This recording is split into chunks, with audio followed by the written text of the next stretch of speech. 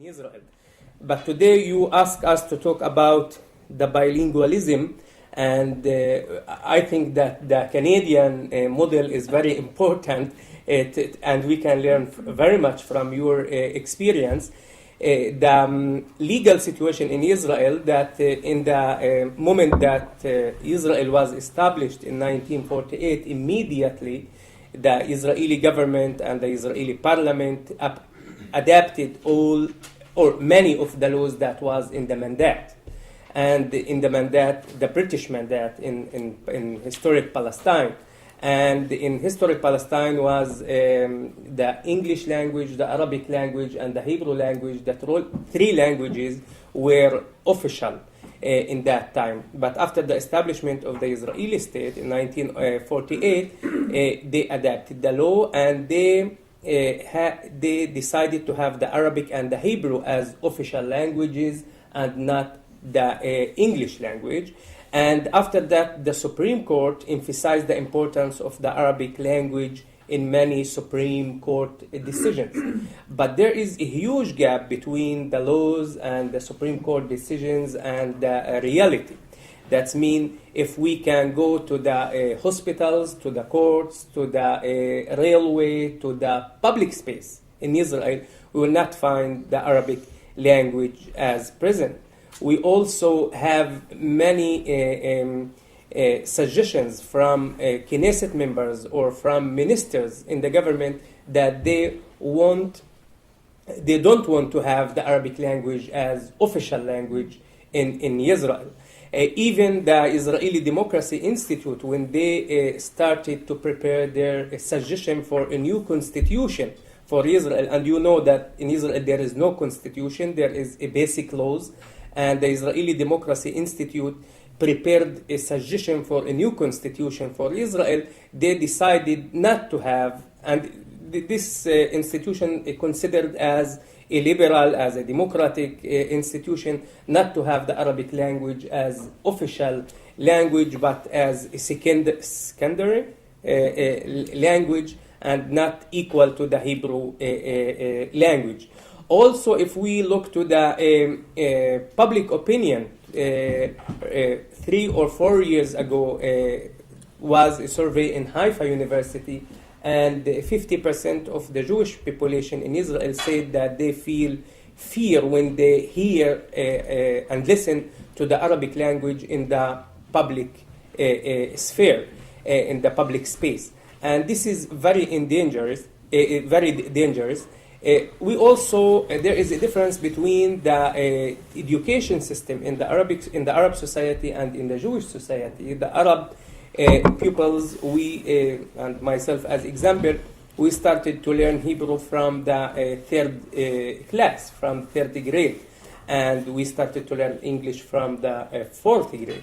The Jewish pupils or students, they start to learn Hebrew language, I think, from the first grade, and from the second or the third grade they started to learn English. But in the high school they can choose one of the foreign languages, French or Arabic or Russian or other languages. And because there is a national struggle between the Palestinian Arab people and Israel and the Jews, many of the Jewish in Israel don't choose, or the pupils and the students, they don't use the Arabic language, or they don't choose the Arabic language to study.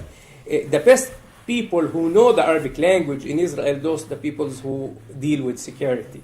And this is very, very problematic. And even Avigdor Lieberman, when in his campaign in the last election, not in this election, in the last election 4 years ago, his campaign and his slogan was that only Lieberman know Arabic. That means he can know the language and the mentality of the enemy. And I think this is very problematic. We want to change this trend to study Arabic or to know Arabic and to look to the Arabs as enemies, and because that we want to learn their language. I think that we and in Israel, there is many groups, but the major two groups, those are the Arab citizens and the Jewish citizens. And I think that the public space should include and reflect those two languages, two cultures, two communities. And one of the new initiatives that we started in Sikui is to have a shared public space. That means to have the Arabic language and the Arab citizens and the Arab culture in the public space, in the railways, in the hospitals, in the museums, in the universities. And this is very important for us, not because language, this is instrument or mean to communicate with the others. I think because language is some aspects of identity, and this is very important. And I think there is a clash of power regarding to language in the Israeli society in general. In Sikui, we started with the museums, we started with the hospitals, and also with the conferences.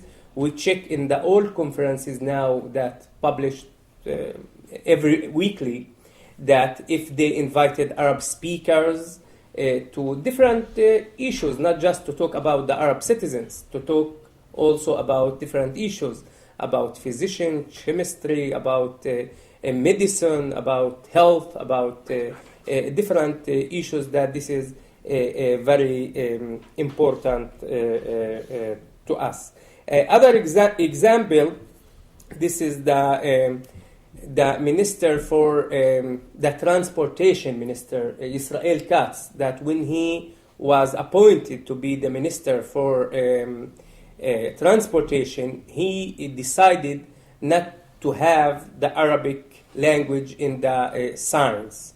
That means if there is the name of the town is Akka, and in the Jewish in Israel said Akko, then he used the Arab letters and write Akko, not Akka.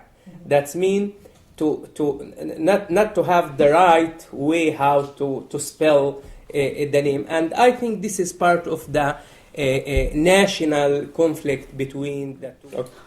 Yeah, I think that there is a need to have a shared public space, three components or three principles. First of all, mutual recognition. That means each of the groups recognize one each other. The second, I think this is equal citizenship, that all of us can feel equal in the state, and our citizenship is equal, because now there is two kinds, and there is a hierarchy of citizenships. There is the Jewish citizenship, that this is very strong and meaningful and unconditional, and there is the Arab citizenship, that this is very, very weak.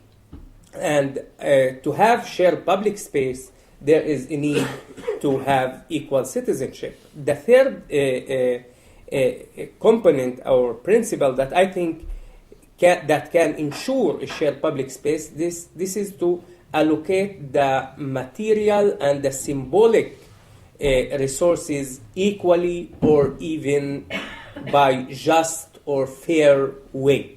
Okay, and I think if we can ensure that those three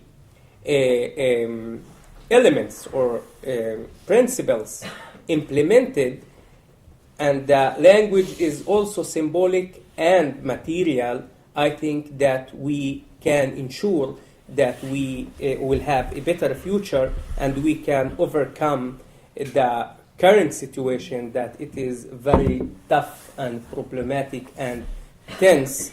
And I hope that one day my children will know Hebrew. I am sure that, but Ron children also will know Arabic language, and they can talk one to each other by Arabic language, by Hebrew language, and by English language. And I think maybe all of us need also to start to learn Chinese. And thank you very much.